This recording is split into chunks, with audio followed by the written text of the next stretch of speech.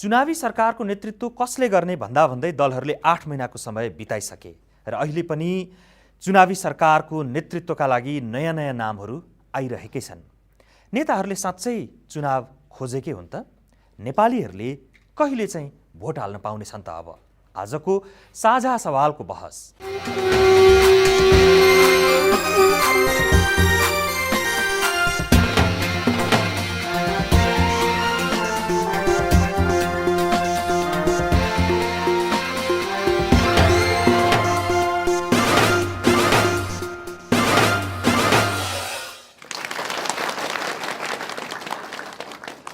स्वागत छ साझा सवालमा। म नारायण श्रेष्ठ। सबैले भन्ने गरेको गतिरोध अन्त्य गर्ने एउटा विकल्प चुनावका बारेमा आज हामी छलफल गर्दैछौँ। छलफलमा हामीसँग हुनुहुन्छ पूर्व प्रमुख निर्वाचन आयुक्त भोजराज पोखरेल, पूर्व स्थानीय विकास मन्त्री एवं एमाले नेता उर्मिला अर्याल र सत्तारूढ दलहरूको समूह सङ्घीय लोकतान्त्रिक गणतान्त्रिक गठबन्धनका प्रवक्ता प्रेमबहादुर सिंह।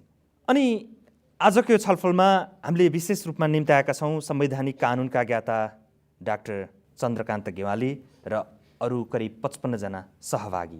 यहाँहरू सबैलाई पुनः स्वागत गर्दै आजको बहसको सुरुवात चुनावका बारेमा बहस गर्दैछौँ भनेपछि फेसबुकमा आएको एउटा प्रतिक्रियाबाट गरौँ। म फेसबुकमा सीता तिवारीले लेखेकी छन्, जिन्दगीमा एकपटकभन्दा भोट दिन नपाई मेरो उमेरले 33 वर्ष काट्यो।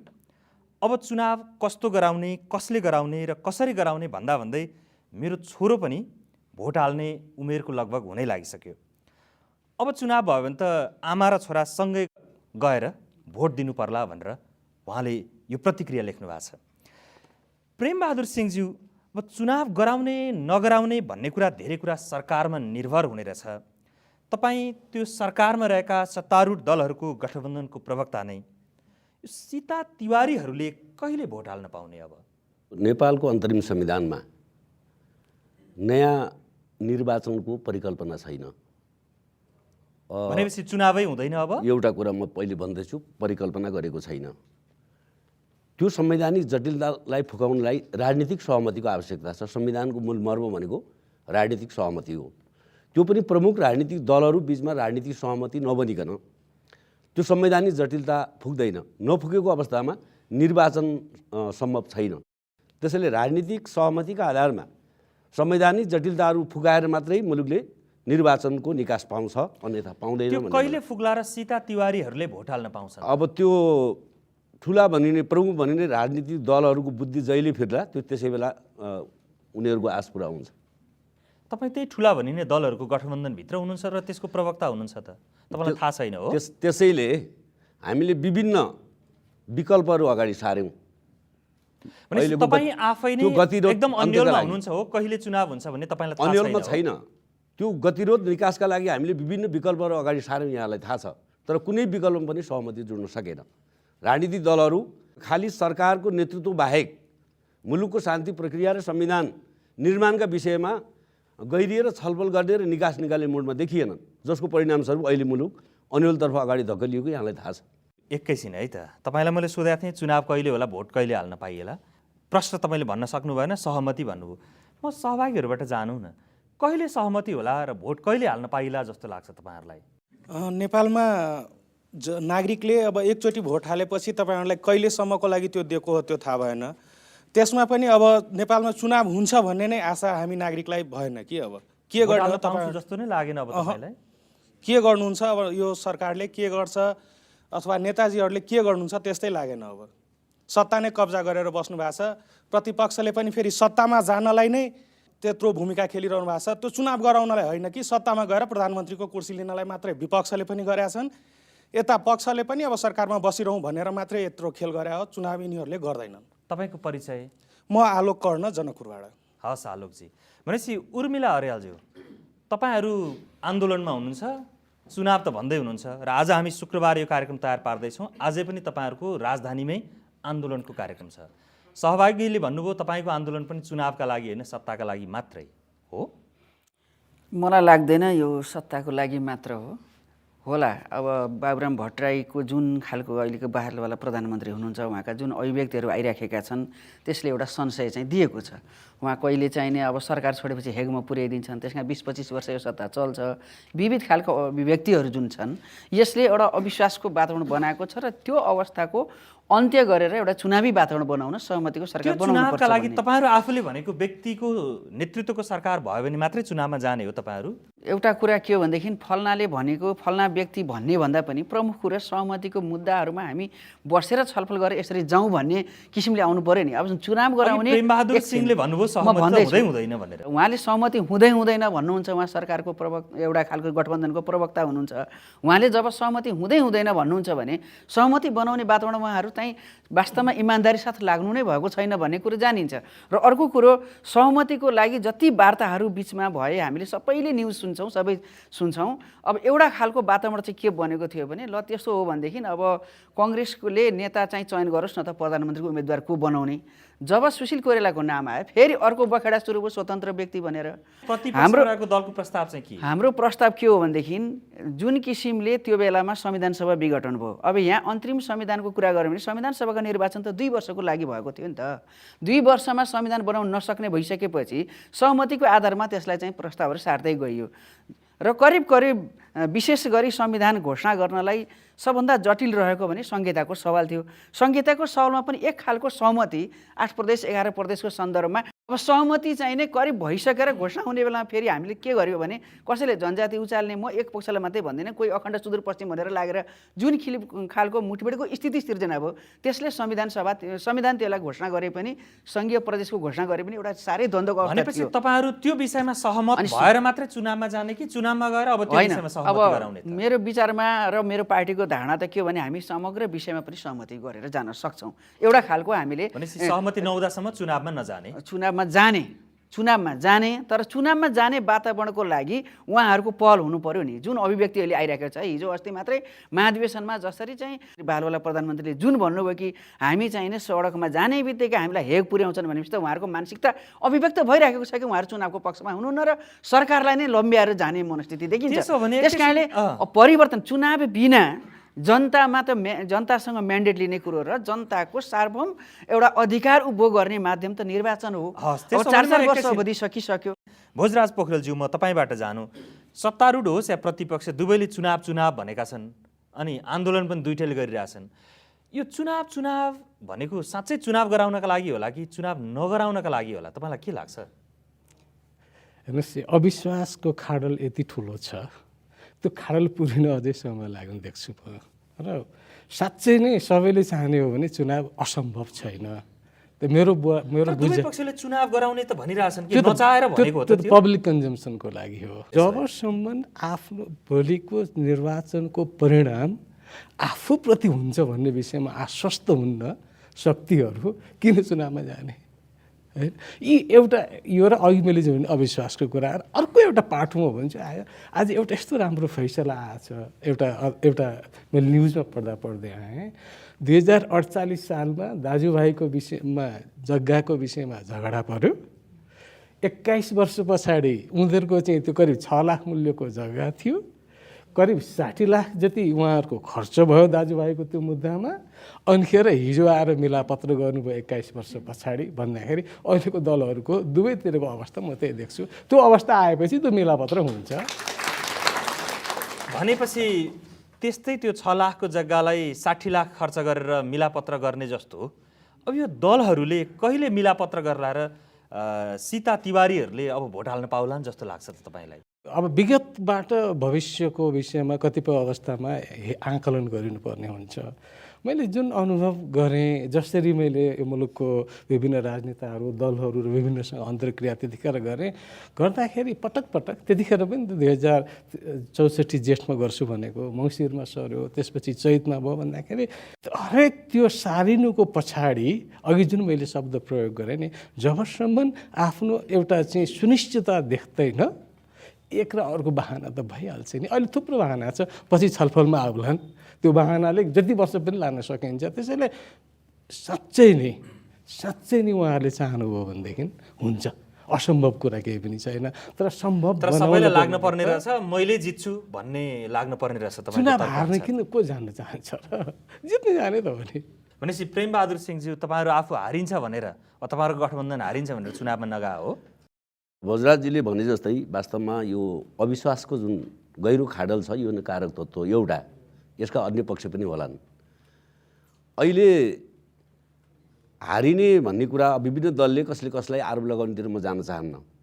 निर्वाचन हुनुपर्छ त्योभन्दा अरू निकास छैन। तर म यहाँ थप्न चाहन्छु निर्वाचन कहिले र निर्वाचन किन? किन निर्वाचन किन भन्दैछु भने 2 वर्षको संविधान सभाको कार्यकाल 4 वर्ष गयो र उसले अधिकांश कामहरू पुरा गर्यो, तर संविधान जारी हुन सकेन। हिजो निशर्त संविधान सभाको निर्वाचन हुँदा त यो हविगत भयो भने अहिले यो झगडा प्रत्येक घर परिवारसम्म पुर्याउने हो भने के आगामी निर्वाचन संविधान सभाले संविधान दिन सक्छ त? त्यसैले निर्वाचनको सुनिश्चितता सँगसँगै त्यो संविधान सभाले नयाँ संविधान दिने सुनिश्चितता पनि कायम गरेर नजाने हो भने त्यो संविधान सभाको निर्वाचनको कुनै औचित्य छैन। यसकारण म के भन्छु भने राजनीतिक सहमति गर्नुपर्दा संविधान सभाले अहिलेसम्म गरेका कामको स्वामित्व ग्रहण गरेर मिलेका विषयलाई मिलेकै रूपमा, नमिलेका विषयलाई नमिलेकै रूपमा हामी अगाडि गयौँ। नयाँ संविधानले नमिलेको विषयमा मात्र नयाँ संविधान सभाको काम गर्ने गरी राजनीतिक तहमा सहमति हुन्छ र त्यही अनुकूलको संविधान संशोधन हुन्छ भने निर्वाचन अविलम्ब गरेर जानुपर्छ। भनेपछि चुनावका लागि नेतृत्व लिनुभन्दा अगाडि धेरै कुरा सहमति गरेर बल्ल जानुपर्छ। हस्, म यहाँनिर रोकिएँ। अब म एकैछिन सहभागीकोमा पुग्छु। तपाईँहरूलाई के लाग्छ, दलहरू साँच्चै चुनावका लागि चुनाव भनिरहेका छन् कि चुनाव नगर्नका लागि चुनाव भनिरहेका छन्? तपाईँहरूलाई के लाग्छ? म माधव प्रसाद अधिकारी काभ्रे। मलाई चाहिँ के लाग्छ भने संविधान सभाको चुनाव अब जरुरी छैन। संविधान सभालाई सञ्चालन गर्न सक्ने क्षमता राजनीतिक दलहरू अहिलेका जति छन् तिनीहरूमा रहेनछ भन्ने कुरो प्रमाणित भइसकेको छ। भनेपछि नेताहरूले चुनाव भनेको चुनाव नहुन नगराउनका लागि हो त? होइन, त्यो संसदीय चुनाव हुनसक्छ र राजा नभएको 2047को संविधान नै अहिले यो देशको लागि पर्याप्त छ। र एउटा कम्प्युटर चलाउन नजान्ने मान्छेले जतिवटा नयाँ कम्प्युटर किने पनि त्यसले के काम गर्न सक्छ? संविधानलाई जसले सञ्चालन गर्न सक्दैन त्यसले संविधानका सभाका चुनाव जति पटक गरे पनि के काम, त्यसको के अर्थ हुन्छ? त्यस कारणले गर्दाखेरि एउटा तरिकाद्वारा भनौँ, कानुनी तरिका हुन्छ कि अथवा सहमतिको तरिका, यो सहमति शब्द त उच्चारण पनि गर्न मन छैन, त्यो तरिकाद्वारा एउटा संसदीय निर्वाचन गर्ने र राजा रहित 2047को संविधानलाई नवीकरण गर्ने, यो नै यो देशको लागि ठिक हुन्छ। अरू झन्झटतिर फस्नु बेकार। धन्यवाद तपाईँको विचारका लागि। म महिला सहभागीको लिन्छु। हो त्यहाँ पछाडि तपाईँको लिन्छु। म कौशर शाह, मुस्लिम सङ्घ नेपालको उपसभापति। तपाईँलाई के लाग्छ, नेताहरूले दलहरूले चुनाव भनेको चुनावकै लागि होला कि चुनाव नगराउनका लागि होला?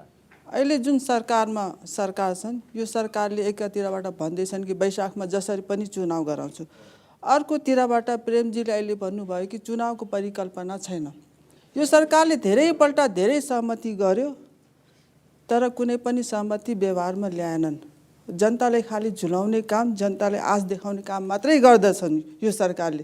त्यसकारण यो सरकारले चुनाव गराएर संविधान ल्याएर मुलुकमा कानुन बनाएर जनताको सुरक्षा गर्छ भनेर कुनै आश गरेका छैन नेपाली जनताले। त्यसो भए प्रतिपक्षहरूले चाहिँ चुनाव गराउँछन् त? गराउँछन्।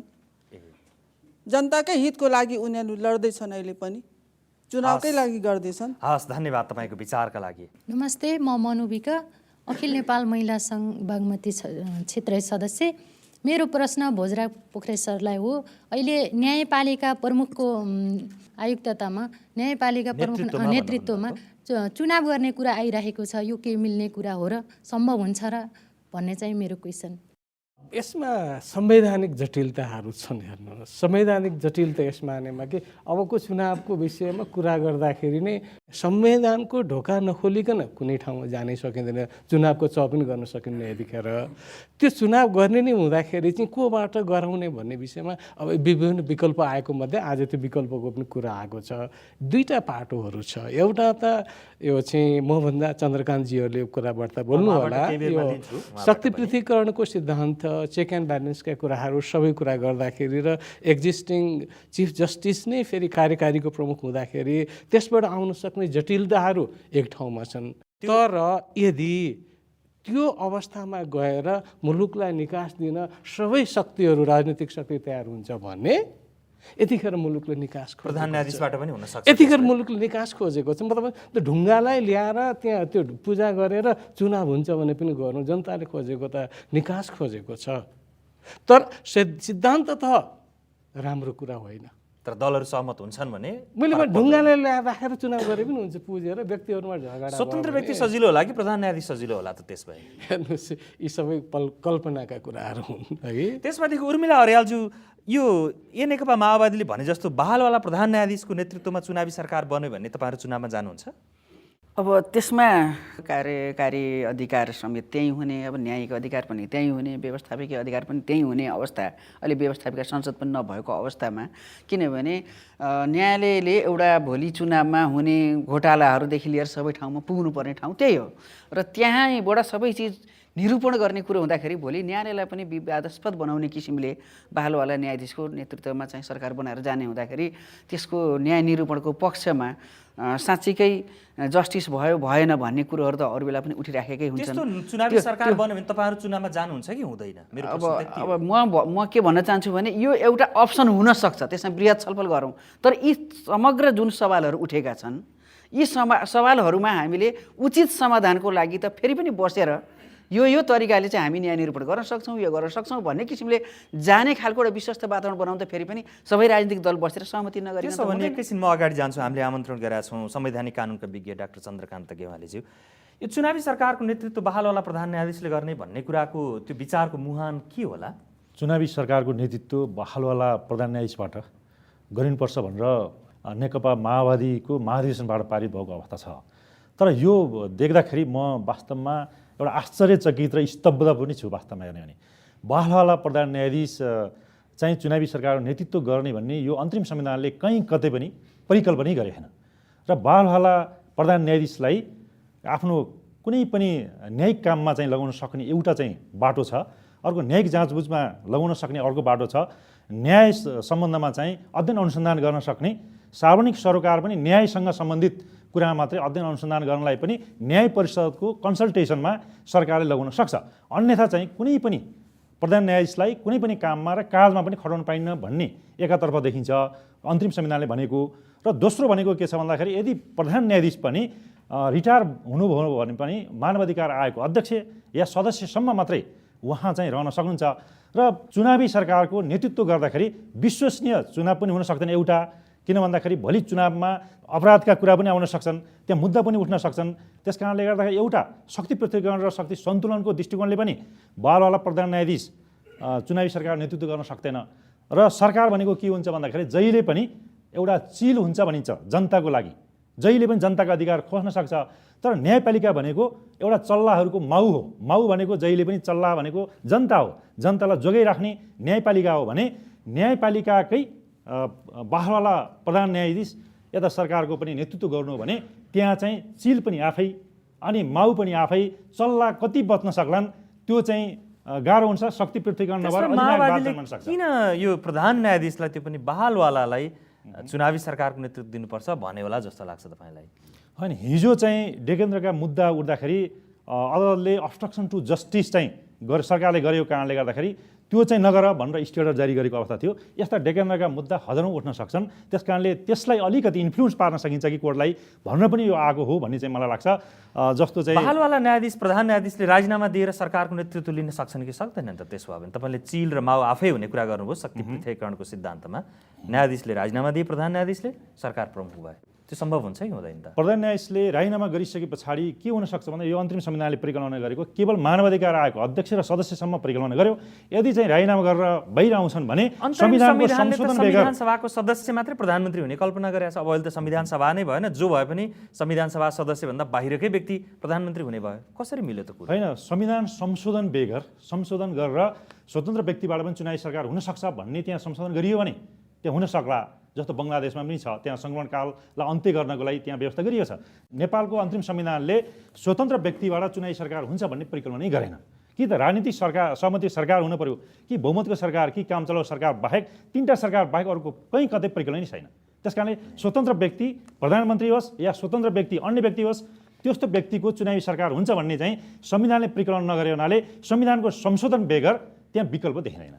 म तपाईँसँग अरू कानुनी प्रक्रियाको विषयमा केही बेरपछि पनि छलफल गरौँला। अब चाहिँ अरू सहभागीहरूको म प्रश्नहरू ल्याउँ। म रविन्द्र बस्नेत, क्षेत्रीय समाज नेपालको केन्द्रीय सदस्य, स्थायी घर मकवानपुर हर्नमाडी।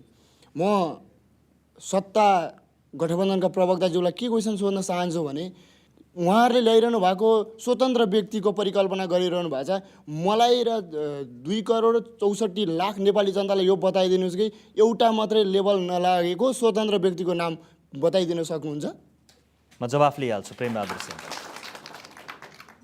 धेरै विकल्पहरू अगाडि सारिएको थियो, त्यसमध्येको स्वतन्त्र व्यक्ति एउटा विकल्प हुनसक्छ भन्ने हो। कुन व्यक्ति स्वतन्त्र छ कुन छैन भनेर मैले खोज्ने विषय होइन। भनेपछि थुप्रै विकल्प मात्रै स्वतन्त्र व्यक्ति पनि भन्ने एउटा विकल्प हो। त्यो विकल्प हामीले अगाडि खट्टाका लागि राख्नु भएको त होइन? त्यो विकल्पमा सहमति भयो भने मैले एउटा कुरा थप्न चाहन्छु, व्यवस्थापिका संसद नभएको अवस्थामा सरकार गठनको परिकल्पना गरेका छैन है। त्यो स्वतन्त्र व्यक्ति को हो त? तपाईले प्रस्ताव गरेको त्यो एउटा कारण म विकल्प भन्दैछु, को हुन सक्छ? यी विकल्पहरू मध्ये म के भन्दैछु भने संविधान संशोधन बिना बाटो पुग्दैन। अब संविधान संशोधनको पनि तपाईँले सुनिरहनु भएको छ नि, चर्चामा राजनीतिक दलहरू बस्ने बाधा अड्काउ फुकाउबाट गर्ने रे यस्तो वाहियात कुराहरू अगाडि आइरहेका छन्।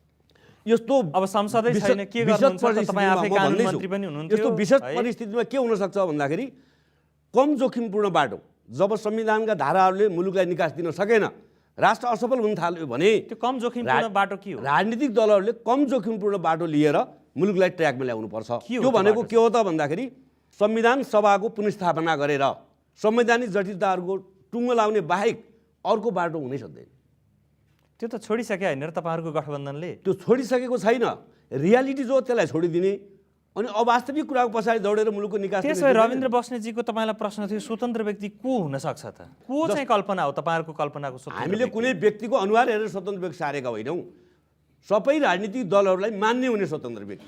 त्यो स्वतन्त्र व्यक्ति तपाईँहरूले ल्याउने हो कि प्रतिपक्षले प्रस्ताव गर्दै पनि सबैले हुन्छ? प्रस्ताव गर्ने हो र सबैलाई मान्ने व्यक्ति नै स्वतन्त्र व्यक्ति को हुन सक्छ त त्यसो भए? अब त्यो अहिले त्यो कुनै व्यक्तिको नाम अगाडि नसारौँ, सबै दललाई यो व्यक्तिको नेतृत्वमा जाँदा हुन्छ निर्वाचन लागि भन्ने मानियो भने ऊ स्वतन्त्र व्यक्ति हो।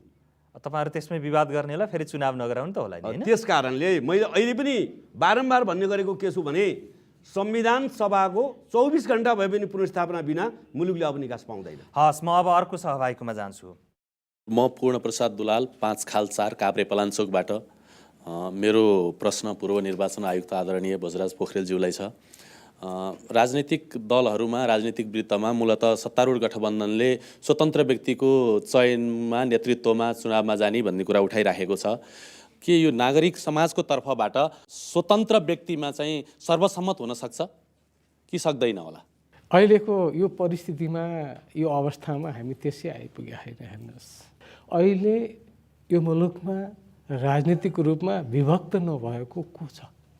मैले कहिलेकाहीँ नागरिक समाजको म चाहिँ जान्छु, सुन्छु, कुरा सुन्छु, सहभागी हुन्छु है।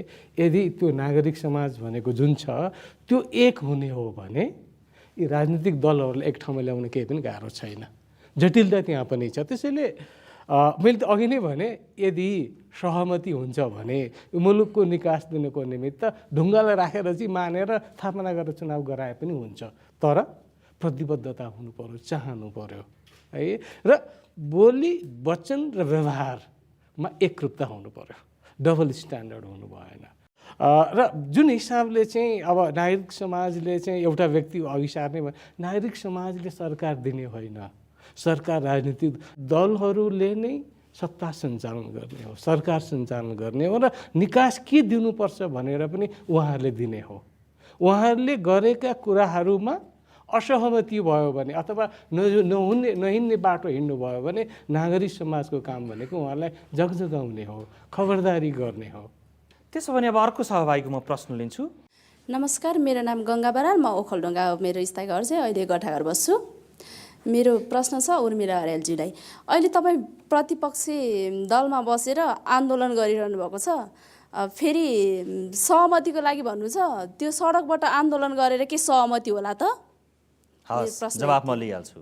मैले देखेको के भने सहमतिको लागि वार्ता गर्दा गर्दा सहमतिमा नपुग्ने अवस्था आएपछि बाध्यकारी अवस्थाबाट अब आन्दोलनबाट र जनताको दबावबाट नै अब सहमतिको वातावरण बनाउनु पर्ने आवश्यकता रह्यो। झगडा गरेर सहमत अब किनभने अब उहाँहरूले सिधा तरिकाले टेबलबाट यसलाई टुङ्ग्याउनेतिर चाहिँ गठबन्धन सरकार तल्लीन देखिएन। के देखियो भनेदेखि उहाँहरूको पार्टी फुटेको अवस्था, चुनाव नजित्ने अवस्था, यी तमाम चिजले हेर्दा हिजोको वर्चस्व कायम हुँदैन र अब आरोप भनौँ अथवा के भनौँ गठबन्धन शक्तिमा रहेको पार्टीहरू पनि धेरै विखण्डन भएको अवस्थामा यो मौका गुम्यो भने फेरि हामी निर्वाचनबाट हाम्रो त्यो शक्ति पनि क्षीण हुन्छ कि भन्ने त्रास छ।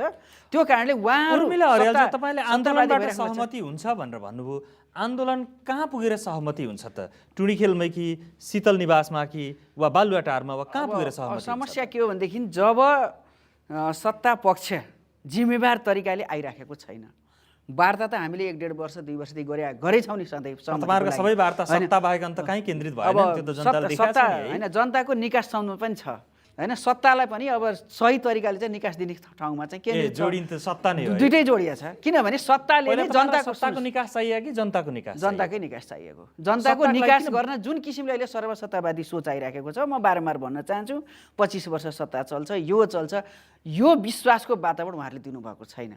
हामीले बारम्बार निर्वाचन भोगिसकेको, निर्वाचनमा हामी अभ्यस्त भइसकेको पार्टी हो। उहाँहरूले संविधान सभाको बारम्बार आफ्नै नेतृत्वमा चुनाव गर्नुपर्छ भन्ने पनि पार्टी हो। अहिले नेकपा एमाले आफ्नो नेतृत्वमा भनेर भनेको पनि छैन। हामी त यसलाई चाहिँ एउटा अब नयाँ निर्वाचन र नयाँ म्यान्डेटबाटै जनताले आफ्नो मत अभिव्यक्त गरेर नयाँ संविधान बनाउने वातावरण बनाउनुपर्छ भन्ने छ। हस्, फेरि पनि म सहभागीमै जान्छु। अहिले चाहिँ तपाईँहरूको प्रश्न होइन, म विचार लिउँ।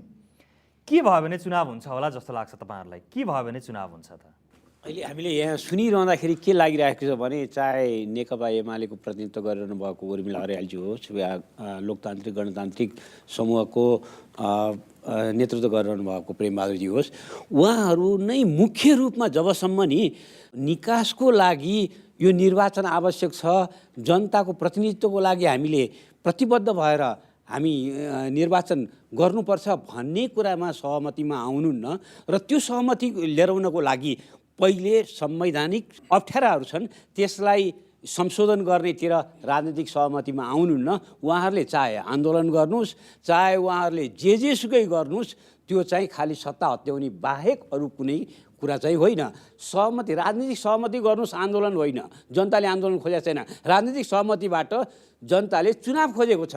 तपाईँहरूले चुनावमा बस्नको लागि पहिले नेपालको अन्तरिम संविधान 2063लाई मिलाएर अनिखेर मात्रै त्यति गर्दाखेरि पनि भएन भने अनि आन्दोलनमा आउनुहोस् भने जनताको चाहना छ। हस्, म त एकजना महिला सहभागी चस्मा लाउने, तपाईँले हात उठाउनु भएको थियो, उठिदिनुहोस् त।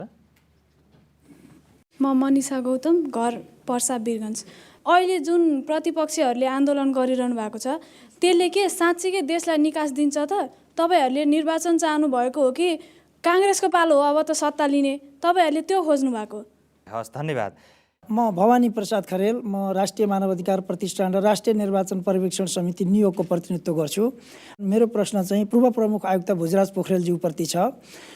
सत्ता लिप्साकै कारण देशमा अहिले चाहिँ शान्ति प्रक्रिया अवरुद्ध भयो, संविधान सभा चाहिँ विघटन भयो, शान्ति सुरक्षाको अवस्था दयनीय छ, निर्वाचन आयोगदेखि लिएर थुप्रै संवैधानिक निकायहरू अहिले खाली भइराखेका छन् कि मुलुक अहिले यस्तो एउटा दलदलमा फस्यो कि हामी त्यो दलदलबाट बाहिर निस्कन सक्ने चाहिँ नि बाटो त्यति सजिलो हामीले देखेनौँ। त्यसले गर्दाखेरि अब यो लोकतन्त्रको चाहिँ नि संस्थागत विकास र निकास भनेको चाहिँ नि निर्वाचन नै हो। त्यसका लागि अहिलेको जुन संवैधानिक जटिलता र राजनीतिक दलहरू बिचको चाहिँ नि असमझदारीलाई समझदारीमा कायम गरेर एउटा चाहिँ नि निर्वाचनबाट चाहिँ नि देशलाई चाहिँ निकास दिनको लागि भोजराज पोखरेलज्यूले राजनीतिक दलहरूलाई चाहिँ नि के सल्लाह दिन चाहनुहुन्छ अथवा उपयुक्त मार्ग के हुन सक्छ भन्ने चाहिँ नि मेरो प्रश्न हो। धेरै धन्यवाद। कुनै सल्लाह छ त भोजराज पोखरेलज्यू तपाईँको दलहरूलाई? सल्लाह भनेको सुनेदेखि दिने हो। सुन्लान जस्तो लाग्दैन त्यसमा तपाईँलाई? अहिले उहाँहरू त सुन्ने बेलैमा पुग्नु भएको छैन, किनभनेदेखि बिहान नभइसक्यो हो, उठ्ने बेला नभयो। सायद त्यो जुन अघि मैले सुरुमै त्यो 20-21 वर्षको कथा सुनाएँ नि, त्यो समय आइसकेकै छैन। उहाँहरू थाक्नुपर्छ क्या, थाकेर एउटा अलिकति लखतरान भएपछि अब चाहिँ कुरा मिलाउने हो कि त्यो लखतरान भएर चुनाव कहिले होला जस्तो लाग्छ? हिजोको जुन एउटा उचाइमा राजनीतिक दल र त्यसको नेतृत्वहरू पुग्नु भएको थियो, त्यस पछाडिका अवस्थाहरूले अहिले उहाँहरूलाई कहाँ पुर्याएको छ, त्यसले उहाँहरूको चाहिँ गति कसरी चाहिँ तल गइरहेछ, भोलि त्यो जसरी त्यो उहाँहरूको चाहिँ एउटा चाहिँ डिप्रिसिएसनको प्रोसेस असाध्यै हाई भइरहेछ, यसले भोलि सधैँ अहिले मै हुँ भोलि पनि म हुन सक्छु भन्ने कुराहरूको निश्चिन्तता गर्न सक्ने अवस्था छ कि छैन, यो उहाँहरूले मूल्य घट्दाखेरि, दलहरूको मूल्य पातलिँदाखेरि त्यो डिप्रिसिएसन हुँदा कसलाई फाइदा भएको छ? यसले चाहिँ अहिले त्यो कालान्तरले उहाँहरूले के गर्नुभएको छ भने हिजो युद्ध गर्नुभयो, आन्दोलन गर्नुभयो, विभिन्न किसिमका आन्दोलन मुलुकले भोग्यो र त्यसले जुन किसिमका उपलब्धिहरू हासिल गरेको थियो मुलुकले, ती उपलब्धिहरूलाई घाटामा गइरहेछ। त्यो घाटामा जानु भनेको सबैलाई हो र म के देखिरहेको छु भने यो प्रक्रियामा यदि तपाईँहरू अझै अब समय छ भनेर अगाडि बढ्नुभयो भने भोलि तपाईँहरूको अगाडि पश्चाताप बाहेक केही पनि हुँदैन। त्यसैले पश्चातापको अवस्थामा पुग्नुभन्दा अगावै सहमति गर्नुहोस्। सहमति र सहकार्य जतिसुकै हामीले नचाहे पनि अहिले मुलुकले खोजेको त्यही छ। तपाईँहरूको त्यो नभइकन मुलुकको निकास छैन र गर्नुहोस्। त्योका लागि 2-3टा कुरा तपाईँहरूले त्याग्न सक्नुपर्छ। के हो त्यो? एउटा भनेको सत्ता शक्ति त्याग्न सक्नु पर्यो। सत्ता भयो मात्रै सबै कुरा हुन्छ भने गलत हो। यो मुलुक अन्त नजाउँ, यो मुलुककै विगतका निर्वाचनहरू हेरौँ न, सत्तामा हुनेले सधैँ जितेको छैन, हारेको उदाहरणहरू छ। त्यो एउटा हामीले चाहिँ आत्मसात गरौँ नम्बर 1। नम्बर 2, जुन किसिमको अविश्वासका खाडलहरू बढेका छन् त्यसलाई चाहिँ कम गर्नु पर्यो।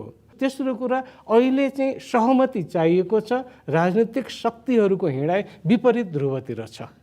मेरो विनम्रतापूर्वक आग्रह के छ भनेदेखि हुनसक्छ हाम्रा सबैका आफ्ना सोचहरू होलान्, आफ्ना विचारहरू होलान्, तर यतिखेर मुलुकलाई हेरिदिनुहोस्, नेपाली जनतालाई हेरिदिनुहोस्, सारा अन्तर्राष्ट्रिय जगतलाई हेरिदिनुहोस्। त्यो हेरिदिनु भयो भने निकास छ। निकास अब यही निकासको कुरामा भोजराज पोखरेलज्यू, मैले पूर्व प्रमुख निर्वाचन आयुक्त जसले 48 सालको चुनाव गराउनु भएको थियो सूर्यप्रसाद श्रेष्ठलाई पनि भेटेर उहाँलाई सोधेका थिएँ, प्रतिपक्षीय सरकार सबैले कुरा एकदम चुनावकै गरिरहँदा चुनाव नहुनुमा के कुराले अड्किएको छ भनेर उहाँसँग सोधेका थिएँ। उहाँसँगको छोटो कुराकानी एकैछिन यहाँ राख्छु है त। म अन्तरिम संविधान नै एउटा चाहिँ यस्तो व्यवधान भइदिएको छ जसले गर्दा अहिले असमञ्जस्यको अवस्थाहरू सिर्जना भयो। अन्तरिम संविधान 2063 यदि अडचन हो भने दलहरूले, नेताहरूले सहमति गरेर अप्ठ्यारो फुकाउन सक्दैन यसमा पनि अप्ठ्यारो फुकाउनलाई राजनैतिक दलहरूको सहमतिबाट जे पनि गर्न सकिन्छ भन्ने चाहिँ नि एउटा चाहिँ धारणा बन्यो क्या।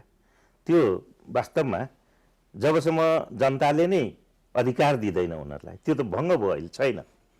जनताको जनप्रतिनिधि संस्था त छँदै छैन। त्यस भए सहमतिले 2063 को अन्तरिम संविधानलाई संशोधन गर्न मिल्दैन भन्ने यहाँको आशा? सहमति भने मलाई त मिल्दैन जस्तो लाग्छ।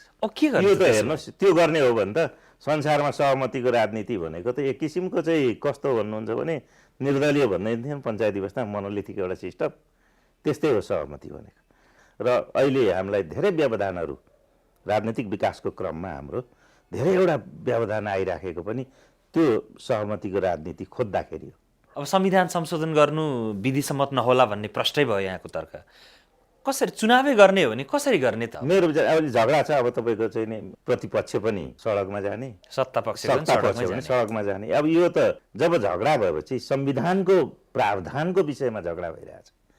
त यो स्थितिमा मलाई त के लाग्छ भने झगडा भयो भने त्यसको निराकरण गर्ने संवैधानिक अधिकार होइन, तपाईँको चाहिँ नि एउटा अवच्छिन्न रूपले त अदालतले गर्ने हो। दुईजना झगडा गर्दा नि मुद्दा त अदालतमा पर्छ नि त। मलाई चाहिँ कसैको पेटिसन परोस् होइन, यो स्थितिमा अब एउटा संवैधानिक अन्यलता आयो। चुनावको लागि एउटा रिट परोस्। सर्वोच्च अदालत चाहिँ संवैधानिक अदालत पनि हो नि, संवैधानिकको इन्टरप्रिटेसन गर्ने कसैलाई अधिकार छैन। त्यसले गर्दा मैले के भन्छ, यस्तो अन्यल हुँदा त संविधानको इन्टरप्रिटेसन गरिदिने, संविधानको व्याख्या गरिदिने, त्यो झगडा गर्नेहरूलाई चित्त बुझाइदिने काम त वास्तवमा सर्वोच्च अदालत, एउटा सम्मानित अदालतको हैसियतले अहिले पनि उसको चाहिँ नि स्थिति छ। ल अदालतले नै अब चुनावमा जाऊ भनेर भन्नु पर्यो भन्ने यहाँको आशय रह्यो होइन? हिजो आज तपाईँले देख्नु भने सर्वोच्च अदालतको प्रधान न्यायाधीश पो प्रधानमन्त्री हुने अरे भन्छ। अब योभन्दा अर्को विडम्बना के हुन्छ? पूर्व प्रमुख निर्वाचन आयुक्त सूर्यप्रसाद श्रेष्ठ, उहाँले अदालतले बाटो खोल्न सक्छ चुनाव गराउनका लागि भनेर भन्नुभयो। डाक्टर चन्द्रकान्त केवालीज्यू, सूर्यप्रसाद श्रेष्ठले भन्नुभएको जस्तै अदालतले भूमिका खेल्न सक्छ त चुनावका लागि अहिलेको अवस्थामा यो जटिलतालाई? अहिलेको अवस्थामा सर्वोच्चले सूर्यप्रसाद श्रेष्ठले भने जस्तै चुनावको लागि बाटो खोल्न सक्छ। म पनि यो के गर्न सक्छ त्यसमा समर्थन गर्छु। वास्तवमा अहिले चाहिँ संविधान सभाको विघटन पछाडि संविधान सभाको विश्वसनीय चुनावको लागि चुनाव सम्बन्धमा जस्तो चाहिँ एक दिन भए पनि संविधान सभाको पुनर्स्थापना गरिनुपर्छ भन्ने एकातर्फ गएको छ। अर्को बाधा अड्काउ फुकाउनुपर्छ भनेर पनि सामान्य सर्वोच्चमा मुद्दा परेका छन्। संविधानको व्याख्या गरेर एउटा चाहिँ वृहत व्याख्या गरेर त्यसको निकास देऊ भनेर पनि मुद्दा गएका छन्। त्यसकारणले सर्वोच्चलाई के अधिकार छ भन्दाखेरि संविधानको अन्तिम व्याख्या गर्ने अधिकार सर्वोच्चलाई हुन्छ। त्यो चाहिँ धारा 102 को 4 मा पनि छ।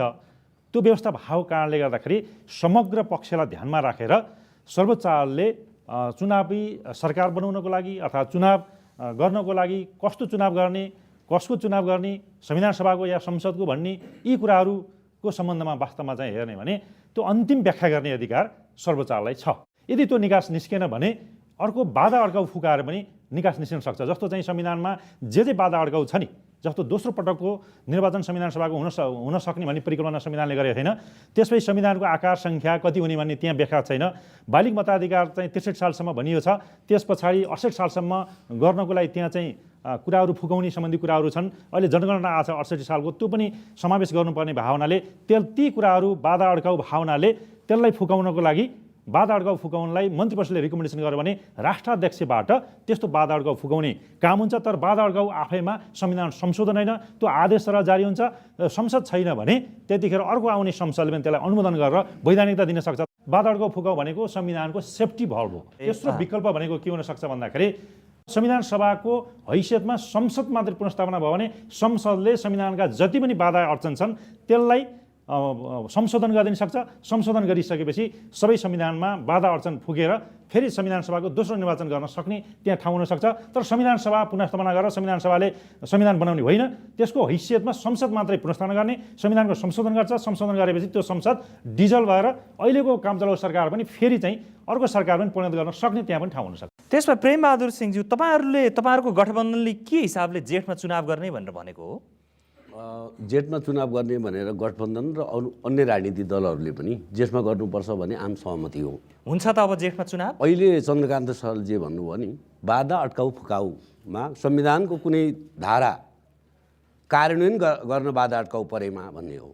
म त्यसमा गइन जेठमा चुनाव हुन्छ त? जे कुरा आएको छ, किनभने मूल कुरा संविधान संशोधन हो अहिलेको निकासको लागि। त्यसमा भ्रम पर्नु हुँदैन। हामी मैले जेठमा चुनाव हुन्छ भन्ने अहिले म भन्न सक्दिनँ। म त्यसमा हुने सङ्केत मैले देखेको छैन। सङ्घीय लोकतान्त्रिक गणतान्त्रिक गठबन्धनले एउटा समय निर्धारण गरेर हामीले के भनेका थियौँ भने पुस 25 सम्म राजनीतिक सहमति गर जेठको निर्वाचन लागि भनेर हामीले एउटा समय सीमा निर्धारण गरेर हामीले वार्ता अगाडि बढाएका थियौँ। हामीले त्यो के को वैशाखको महिनाको निर्वाचनको लागि त्यो समय भनेका थियौँ। त्यो ढल्किसक्यो। अब त्यस चुनाव हुन्छ जस्तो मलाई लाग्दैन। उर्मिला अर्यालज्यू, चुनाव भइहाल्यो भने जेठमा त नहोला जस्तो भयो, त्यसपछि मङ्सिरमा यदि भइहाल्यो भने त्यो चुनाव के को होला? तपाईँहरू प्रश्न हुनुहुन्छ के को चुनाव हुन्छ भनेर? अहिले हाम्रो समझदारी र पार्टीहरूको संयुक्त निर्णय, जो हामी विपक्षमा छौँ अथवा लडिरहेका छौँ, आन्दोलनमा छौँ, जे भन्छौँ, हाम्रो प्रष्ट धारणा छ संविधान सभाकै निर्वाचन गर्ने भन्ने कुरो छ। र अघि चाहिँ जुन डाक्टर चन्द्रकान्त ज्ञवालीजीले कुरा लिएर आउनुभयो, वास्तवमा चुनाव गराउने मनसायले सरकार र सत्ता पक्ष यदि इमान्दारी साथ आउने हो भने हाम्रो पार्टीमा पनि प्रशस्त छलफल भएको हो। जस्तो संविधानको बाधा अड्काउ फुकाउ गर्नको लागि व्यवस्थापिका संसदको संविधान सभाले त काम गरेन भन्ने कुरो हामी सबै कन्भिन्स भइसकेका छौँ। र यसलाई त्यो म्यान्डेट पनि छैन 4 वर्षमा संविधान बनाउन नसक्ने भइसकेपछि। तर कमसेकम संविधानमा संशोधन गर्ने हिसाबले यदि बाधा अड्काउ फुकाउ भन्ने किसिमले जाने हो भने अब रामचन्द्र पौडेलजीले पनि अस्ति केही दिनलाई हामी गरेर एउटा जान सक्छौँ। एमाले पनि करिब हाम्रो भित्र एउटा अर्को पनि एउटा वैकल्पिक विचार छ। त्यो अवस्था आयो भने व्यवस्थापिका संसदको चाहिँ हामी, तर पहिले हामीले कुरा के गरौँ भने यो चिजलाई हामी यसरी फुकाएर जाउँ भन्ने कुरो एउटा समझदारी गरौँ र त्यसको आधारमा व्यवस्थापिका संसदको पुनर्बहाली गरेर, संविधान सभाको होइन व्यवस्थापिका संसदको मात्रै काम गर्ने किसिमले पुनर्बहाली गरेर हामीले त्यो एउटा समझदारी भन्नु साँच्चीकै हामी एउटा चुनावमा जाउँ, निर्वाचनमा जाने मनसाय साँच्चीकै हामी आत्मगत अवस्थामा तयार छ यदि सरकार भने त्यो गर्छ, प्रस्ताव लिएर आउँछ भने। तर त्यसमा इमान्दार प्रयत्न हुन्छ भने मलाई लाग्छ त्यति समस्या छैन। भनेपछि बजराज पोखरेलज्यू, संविधान सभालाई चाहिँ छोडेर संसदलाई मात्रै पुनर्स्थापना गरेर मात्रै हुन्छ कि के छ? दुई तिनवटा कुराहरू म राख्न चाहन्छु। एउटा अघि चन्द्रकान्तजीले अलिकति कोट्याउनु भएको छ, त्यो कुराहरूमा चाहिँ अहिलेको अवस्थामा आउनको निमित्त हामी राजनीतिक दलहरूलाई मात्रै औँलो ठड्याएर पनि पुग्दैन। गल्ती धेरै ठाउँबाट भएको छ। किन मुलुकमा जटिलता छ। हेर्नुहोस्, दुईवटा ध्रुवको राजनीतिक पाटोलाई एउटै पाटोमा हिँडाउने कुराहरू कम जटिल थिएन। त्यो जटिलताले गर्दाखेरि संविधान सभाले काम गर्न सक्ने, त्यो कुरा वास्तविकता हो। त्यहाँनिर पोलिटिकल प्रोसेसमा अदालत पस्थ्यो भन्छु म। अदालतले इतिहासले मूल्याङ्कन गर्ला। मेरो विचारमा त्यो प्रोसेस, पोलिटिकल प्रोसेस त्यति जटिलतामा गइरहेको बेला अदालतले झ्याप्प म बोलियो भनेर बोलिदिँदाखेरिको यो महँगो परिरहेछ, जुन उसँग निकास थिएन। मुलुक त अहिले अनिर्णयको बन्दी बन्यो नि। त्यसले गर्दाखेरि दोष अदालतले अब कसरी तिर्ला त? त्यसले गर्दाखेरि उहाँको पोइन्टमा म कहाँनिर आउनु लागेको भनेदेखि त्यो हिजो गरेका कमी कमजोरी सब गल्ती सबैतिर भएको छन्।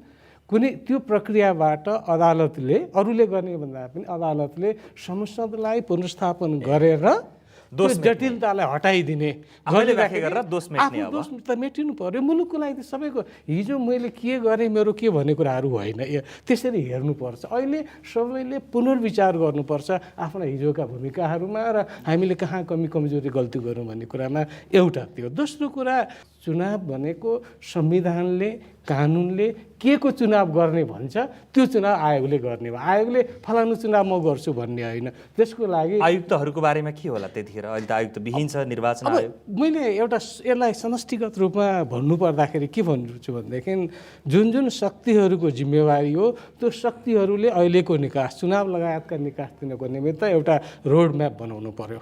त्यो रोडम्याप सबैको सहमति हुनु पर्यो। त्यो रोडम्यापभित्र संविधानको ढोका कहिले खोल्ने, कानुनको ढोका कहिले खोल्ने, त्यसपछि कस्ता खालका निर्वाचन, कति क्षेत्रको लगायतका त्यो निर्वाचनसँग इस्युहरू त्यो गर्नु पर्यो। र अनिखेर निर्वाचन आयोगको गठन कहिले गर्ने, निर्वाचनको मिति कहिलेलाई तोक्ने र त्यो निर्वाचन गर्नको निमित्त जिम्मेवारी कसले लिने, यावत कुराहरूलाई चाहिँ एउटा रोडम्यापको रूपमा राखेर त्यो कार्यान्वयन गर्न सबैको प्रतिबद्धता भएर आयो भनेदेखि एउटा चाहिँ ऊ हुनसक्छ।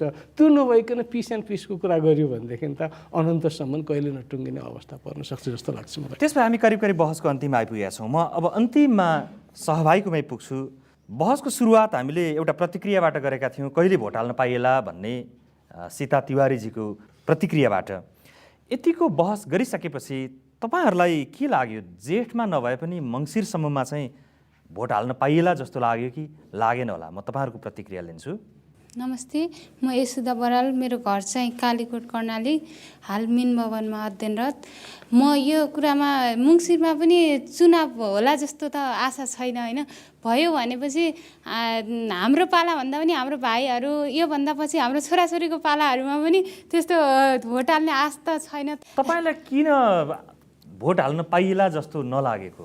भोट हाल्न पाइएला यो सहमत अहिले हुन्छ जस्तो मलाई लाग्दैन। जुन सत्ताको लागि लुछातानी छ नि, यो सत्ताको लागि मात्र यो जनता देशको लागि काम गर्नुभएको छ र हामी राजनीतिज्ञ हौँ भनेर यिनी नेताहरूले कसैले चिनाएको छैन। आफ्नो स्वार्थ पुराको लागि मात्रै काम गरिरहनु भएको जस्तो छ जस्तो लाग्छ मलाई। हस्, धन्यवाद। म भोजराज पोखरेलजी तपाईँ कहाँ आएँ। सहभागीले के भन्नुभयो भने चुनावमा भोट हाल्न पाइएला जस्तो लाग्दैन मङ्सिरसम्म पनि भनेर भन्नुभयो। तपाईँ त एकपल्ट संविधान सभाको निर्वाचन गराएको मान्छे, फेरि पनि त्यो निर्वाचन आयोगको प्रमुख वा निर्वाचन गराउने सरकारको नेतृत्व गर्न नै पाउनुभयो तपाईँले यदि भने कहिलेसम्म चुनाव गराउन सक्नुहोला अथवा सक्छु जस्तो लाग्छ? यो हाइपोथेटिकल प्रश्नमा चाहिँ जवाफ दिन म त्यति सान्दर्भिक ठान्दिनँ। ए हो र? त्यत्रो मारामार भइरहेछ दल। तपाईँ नहुनु होला, तर अरू कोही भयो भने कहिलेसम्म होला? मैले जेठको चुनाव चाहिँ अहिले जुन कुराहरू आइरहेछ त्यो अघि पनि भने पब्लिक कन्जम्सनको लागि हो, त्यो सम्भव देख्दिनँ। किनभने प्राविधिक रूपले यति धेरै जटिलताहरू छन्। त्यसले गर्दाखेरि यतिखेर नै म त उहाँहरूलाई अर्को सुझाव पनि दिन्छु म राजनीतिक शक्तिहरूलाई कि छिटोभन्दा छिटो भनेको कार्तिक मङ्सिरलाई टार्गेट गर्नुहोस्, त्यसमा सहमति गर्नुहोस् र त्यसअनुसारका सबै व्यवस्थापनहरू गर्नुहोस्, जसले गर्दाखेरि अब गर्ने चुनाव भनेको निकासको लागि, चुनाव थप द्वन्द्वको लागि सालको कार्तिक मङ्सिर बाहेक अगाडि नेपालले भोट हाल्न पाउलान् जस्तो छैन। म गाह्रो देख्छु। त्यो गाह्रो किन देख्छु भने केही कम्प्रोमाइज गर्नुपर्छ। जेठमा चुनाव हुन्छ, हामीले केही कम्प्रोमाइज गर्नु पर्यो। यदि राजनीतिक शक्तिहरू तयार छन् र जनतालाई मनाउन सक्छन् भने मतदाता को भन्ने कुराको चाहिँ जुन आइडेन्टिफिकेसन के हो भन्ने कुरा अहिलेसम्म ठेगान छैन। त्यसको लागि चाहिँ स्थानीय भोटर रजिस्ट्रेसन गरिसक्यो नि होइन त्यो होइन, रजिस्ट्रेसन त एक हिसाबले त्यो कन्टिन्युस प्रोसेस हो, तर कहिलेसम्म 18 वर्ष पुगेकोले भोट हाल्ने भन्ने कुरा त ठेगान भएको छैन। अहिले त 2063 सालको 16 वर्ष पुगेकाले नागरिकता पाएकाले भोट हाल्न पाउनुपर्छ भन्ने छ नि, तपाईँलाई कस्तो लाग्छ? त्यतिखेर हामीले पनि कानुन बनाउने बेला त्यो इस्यु उठेको हो र दलहरूको बिचमा त्यो कुरा राख्दाखेरि सहमति हुन सकेन, किनभने विभिन्न किसिमका कुराहरू उठे, त्यसका पोजिटिभ नेगेटिभ यी विभिन्न कुराहरूले गर्दाखेरि चाहिँ कसैले चाहेको छ कसैले चाहेको छैन, र जसले नीति बनाउने हो उसले नचाहेसम्म सम्भव हुँदो रहेछ। त्यो अहिले त्यसमा मात्रै म उ गरौँ। र अर्को केही कम्प्रोमाइज गर्नुपर्छ भनेको छु मैले। एउटा कम्प्रोमाइज चाहिँ हिजोकै कानुनहरू अथवा हिजोकै जुन संविधान 2064 को लागि युज गरिएका कानुन टुल्सहरू त्यही अनुसारको चुनाव गर्ने, तिनीलाई नै यथावत गर्ने भन्यो भनेदेखि एउटा जटिलता कम छ, एउटा अवस्था। दोस्रो अवस्था चाहिँ सबभन्दा समय लाग्ने भनेको मतदातालाई चाहिँ फेरि कलेक्सन नगरिकन हुँदैन। अहिलेको नामावलीमा करिब 40-50 लाख मान्छेहरू छुटिरहेछ। भोलि दलहरू 40-50 लाख मान्छेलाई मताधिकार नदिकन चाहिँ चुनावमा जान तयार हुन्छ। समस्या भनेको मतपत्र चाहिँ छाप्नलाई हेर्नुहोस् 40 दिनभन्दा घटीमा सम्भव छैन, यति जटिलता छन्। यदि हिजोको जस्तो होइन, हिजो हामीले रातारात जर्मनी र कहाँदेखि प्लेनबाट मेसिन लिएर आएर इस्टाब्लिस गरेर चाहिँ हामीले चाहिँ मतपत्र छापेका छौँ। मतपत्र छाप्नलाई हामीलाई सेक्युरिटी प्रेस चाहिन्छ, सुरक्षण प्रेस चाहिन्छ। सुरक्षण प्रेस नेपालमा छैन त्यो क्षमता। उहाँहरूले त्यसैले मतपत्र विदेशमा छापेको पनि हामी मान्छौँ भनेर भन्यो भनेदेखि त्यो समय घटाउन सकिन्छ है। भन्दाखेरि यस्ता जटिल कुराहरूमा राजनीतिक दलहरूले सहमति गर्नुपर्ने हुन्छ। जुन कुराहरूबाट निर्वाचन गर्यो भने पनि त्यसको स्वच्छता, त्यसबाट ल्याउने परिणामले सबैलाई सहमत नगरेर थप द्वन्द्व ल्याउन जान्छ। त्यसैले मेरो आग्रह छ हिजोकै हामीले पाएका शिक्षाहरूलाई ग्रहण गर्दै यो मुलुकलाई थप निर्वाचनको कारणबाट थप द्वन्द्वमा प्रवेश नगराउनको निमित्त चाहिँ कम चाहिँ यो चाहिँ बढी सुरक्षित निर्वाचनबाट एउटा चाहिँ निकास दिनको लागि चाहिँ कार्तिक मुक्सीलाई टार्गेट गरेर जाउँ, सबैलाई मिलेर गरौँ, निकास दिने त्यही नि मात्रै म चाहिँ नजिकको विकल्प देख्छु। हस्, यहाँ तिनैजनालाई धेरै धन्यवाद। चुनावका बारेमा बहस गऱ्यौँ। आजको यो बहस तपाईँलाई कस्तो लाग्यो? तपाईँ पनि प्रतिक्रिया पठाउन सक्नुहुन्छ। हाम्रो ठेगाना हो साझा सवाल BBC नेपाली सेवा, post box number 672 Kathmandu Nepal, र हाम्रो इमेल ठेगाना हो nepali.leaders@bbc.co.uk। साझा सवाल तपाईँ BBC साझा सवाल.com मा सुन्न र हेर्न तथा youtube.com/साझा सवालमा सुन्न, हेर्न र प्रतिक्रिया पठाउन सक्नुहुन्छ। आजको यो कार्यक्रममा सहभागी भइदिनु भएकोमा सत्तारूढ दलहरूको गठबन्धनका प्रवक्ता प्रेमबहादुर सिंह, एमालेका नेता उर्मिला अर्याल र पूर्व प्रमुख निर्वाचन आयुक्त भोजराज पोखरेल, संवैधानिक कानुनका विज्ञ डाक्टर चन्द्रकान्त गेवाली लगायत अरू सहभागी र दर्शक अनि श्रोता सबैलाई धेरै धन्यवाद। आजको कार्यक्रमबाट हामी सबैलाई बिदा दिनुहोस्। नमस्कार।